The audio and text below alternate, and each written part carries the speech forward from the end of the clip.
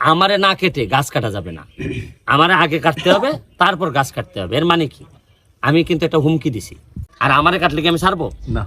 এদেরকে স্থায়ী কোনো ব্যবস্থা করা যায় কিনা এবং কি তাই তো করণীয় কি? সরকারের তো পুনর্বাসন চায়, কিন্তু এরা আবার চায় এরা প্রকৃতির সাথে থাকতে চায়। তা আমার কথা হইলো যে আমি চাই যে এরা তো আবার আমার ভোটার, এবং এদেরও তো একটা রাইট আছে, অধিকার আছে।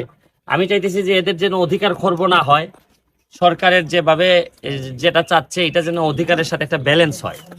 আমি আমার সর্বোচ্চ চেষ্টা করতেছি এদের ভাঙন থেকে ঠেকানোর জন্য, যদি পারি চেষ্টা করে পারবো, কারণ এত বড় ইনভেস্টমেন্ট সরকার ওই জায়গায় করবে না। আমি তো এটা যেটা করতেছি এটা একেবারে ব্যক্তিগত ফান্ড থেকে আমার করতেছি, কারণ এখানে এরকম বরাদ্দই নাই।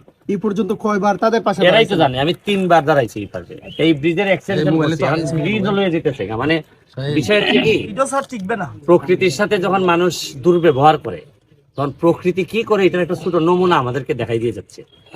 এখানে একটা সময় নির্বিচারে বালু তোলা হয়েছে, এখন দেখেন বাইঙ্গা সাইড থেকে একদল লাগাই লিতেছে, কারণ এই আমাদের পুরো এলাকাটার নিচে তো বালু, বালুর কারণে আপনি চা গাছ হইতেছে, সবকিছু মিলাই আপনাদের দিছে।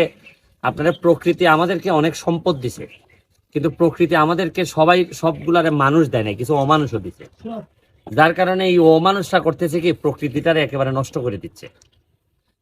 আর সবাই মিলে একটা স্বপ্নের সাথে আমার এমপি বানাইছে।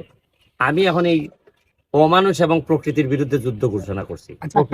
একটা বিষয় হচ্ছে এখানে সাতচুরি জাতীয় উদ্যানে এই যে প্রবেশ ফিটা বাড়াই দেওয়া হয়েছে। এটা এখন সমস্যা হচ্ছে কি, বাড়াইছে তো আঞ্চলিকভাবে আপনি দেখতেছেন 7 বাড়াইছে, সারা দেশে এটা সেন্ট্রালি সরকার থেকে এই সিদ্ধান্ত নিয়ে দেওয়া হয়েছে, যার কারণে আমরা পরিবর্তন করতে পারতেছি না।